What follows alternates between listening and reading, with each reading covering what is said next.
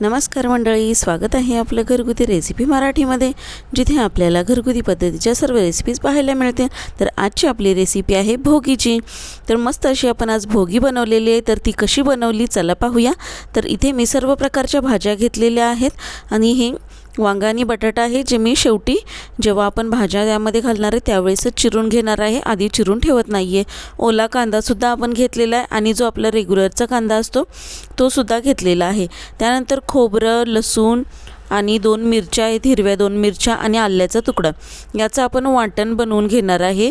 कारण या वाटणाने ना तुमच्या भोगीला अतिशय उत्तम म्हणजे एक भन्नाट चव लागते। तर त्यासाठी मी हे भाजलेलं नाही आहे बरं का, खोबरं वगैरे भाजलेलं नाही आहे, कच्चंच घेतलेलं आहे आपण। आणि नंतर आपण भाजणार आहे हा मसाला, त्यामुळे आता मी भाजून घेत नाही आहे, कच्चंच याचा मसाला वाटून घेतला आहे। त्यानंतर आपल्याकडे ना चाकवत आणि मेथी आहे, हे सुद्धा आम्ही घालतो आपल्या भोगीमध्ये। तर ह्याला मी काय करणार आहे, वरून न चिरून घालता मी याचं बारीक म्हणजे मिक्सरवर बारीक करून घेणार आहे। आणि हे सगळं आपलं साहित्य रेडी झालेलं आहे बघा। हे सुद्धा मी वाटण करून घेतले बघा, आपल्या भाजी बारीक करून घेतली मिक्सरवर। आणि हे आपलं सगळं साहित्य रेडी झाल्यानंतर एका पातेल्यामध्ये मी पाणीसुद्धा गरम करण्यासाठी ठेवले। मी भोगीसाठी गरम पाणी वापरणार आहे। त्यानंतर मी तेलामध्ये जिऱ्याची फोडणी केली आणि जो आपला रेग्युलरचा घरी कांदा असतो ना घरचा, तो एक घातलेला या। त्यानंतर आपण यामध्ये ओला कांदासुद्धा घालणार आहे।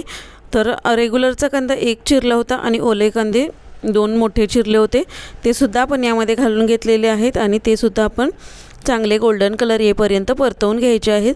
चांगला परतवून घेतला ना कांदा की मस्त अशी आपल्या भाजीला चव लागते। तर त्यानंतर आपण ढोबळी मिरची थोडीशी घातलेली आहे, ती सुद्धा चांगली परतवून घेतली आहे। त्यानंतर आपण ना टोमॅटो घालायचा, टोमॅटो चांगला पिकलेलाच घाला म्हणजे पटकन विरघळेल, त्यामध्ये वितळेल। आणि टोमॅटो लालसर आहे आणि एक छोटासा घातलेला आहे टोमॅटो, तो चांगला परतवून घेते मी। टोमॅटोसुद्धा यामध्ये चांगला शिजला पाहिजे आणि त्यानंतर आपण पुढची प्रोसेस करून घेऊया।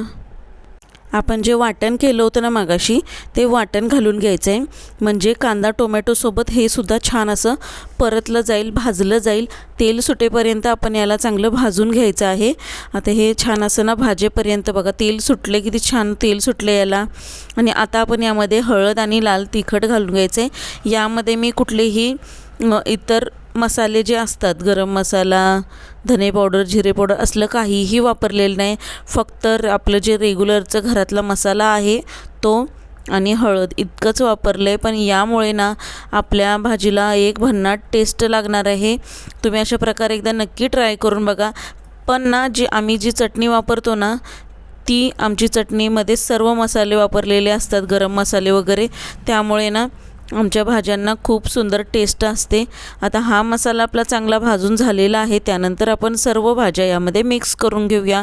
सर्व भाज्या यामध्ये घातल्या, शेवग्याची शेंग, कोबी, फ्लॉवर जे आपल्याकडे होतं तेही, आणि बटाटा आणि वांगासुद्धा मी चिरून आता घालते यामध्ये, कारण ते दोन्हीही आधी चिरून ठेवले तर काळे पडतात, त्यामुळे मी आता भाजीमध्ये टाकण्याच्या वेळेसच त्यांना चिरलेलं आहे।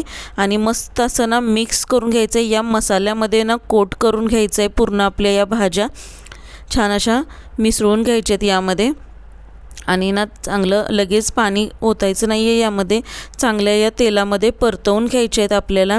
आपण जर झाकण ठेवून जरी 5 मिनटं शिजवून अशाच तेलामध्ये शिजवू दिल्या ना तरीसुद्धा मस्त चव लागते। यामध्ये आपण ना जी भाजी चाकवतच्या भाजीचं सुद्धा पेस्ट केली होती ना, ती सुद्धा यामध्ये घातली आहे। आता हे बघा तेलामध्ये आपण फक्त तेलामध्ये मस्त अशी ना परतली आहे भाजी, आणि तुम्ही बघू शकताय भाजीचा कलर काय भारी दिसते, भन्नाट दिसते बघा आपली भाजी। आणि आता आपण ना यामध्ये गरम पाणी घालायचं, एकदम उकळून घेतलं आहे मी पाणी, आणि ते पाणी यामध्ये मी सावकाश घालून घेते आहे। आपल्याला जितकं हवं आहे ना तेवढं आपण पाणी घालून घ्यायचं आहे, कारण घरातल्या माणसांच्या किती क्वांटिटी आहे त्यावर आपण बनवायचं आहे। मीठ घालून घेतलं आहे, हे मोठं मीठ आहे, आणि तर्री बघू शकताय तुम्ही, एक नंबर तर्री आलेली आहे। आपली भोगीची भाजी छान अशी तयार झालेली आहे। आपण बाजरीची भाकरी आणि राळ्याच्या भातासोबत खाणार आहोत, खूपच छान टेस्ट लागते त्याला।